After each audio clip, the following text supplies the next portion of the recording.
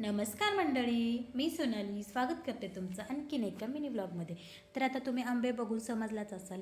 तर आता हे बघा, उन्हाळा चालू झाला आहे आणि कलिंगड किंवा द्राक्षाचा ट्रेंड संपला आहे आणि आता आंबे सुरुवात झाले आणि हे सीझनचं म्हणजे वर्षातून एकदा येणार फळ आहे. हे काय सतत सतत मिळत नाही आणि हे सीझनलाच अशी फळं मिळतात. तर थोडीशी आपणही खरेदी करून खाल्ले पाहिजेत. कितीही महाग असू द्या, हे सीझनचे फ्रुट्स असतात आणि त्यामुळे ते खाल्ले तर पाहिजेत, नाहीच का. तर चला, आता आम्ही आहे ना सीझनचा पहिला आमरस हा पाडव्यालाच खाल्ला होता. तरी पण आता चला म्हणलं, पिलू सतत सारखं म्हणजे लहान मुलं असतात आणि लहान मुलांना इकडं तिकडं कोणाच्यात बघितलं का ते त्यांना हवंच असतात गोष्टी. आता प्रत्येकच हट्ट पुरवणं हे चुकीचं आहे, परंतु खाण्यापिण्याच्या गोष्टींचा हट्ट पुरवणं हे अगदी बरोबर आहे. आता पिलू म्हणत होता आपल्याला आंबं घेऊन यायच्यात.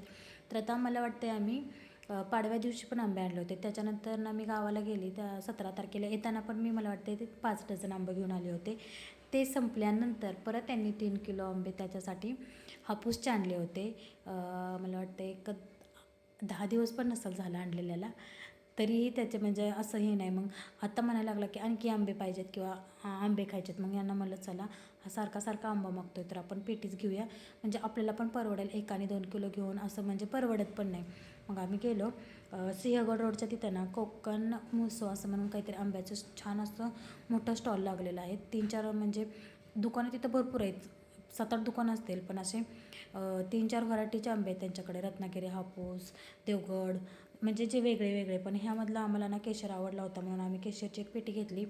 काहीतरी मला वाटते 1,500च्या आसपास काहीतरी पडली ती पेटी. आणि त्याच्यानंतर घरी आल्यानंतर आम्ही चेक करत होतो कसे आहेत आंबे कसे नाही. तर पिलूचं चालू होती धावपळ, मला पण ठेवायचे आहेत. त्याला वाटत होतं की मला कट करून द्यावेत, थोडंसं कच्चे होते म्हणून त्याला दुसऱ्या दिवशी देते म्हणलं. तो काय ऐकणार आहे का, तरी पण त्याला द्यावंच लागणार आहेत. 1 दिवस आणि 2 दिवस थांब, त्याला कळत नाही. तर चला म्हणलं थोडासा कट करून बघूया टेस्ट वगैरे कशी आहे.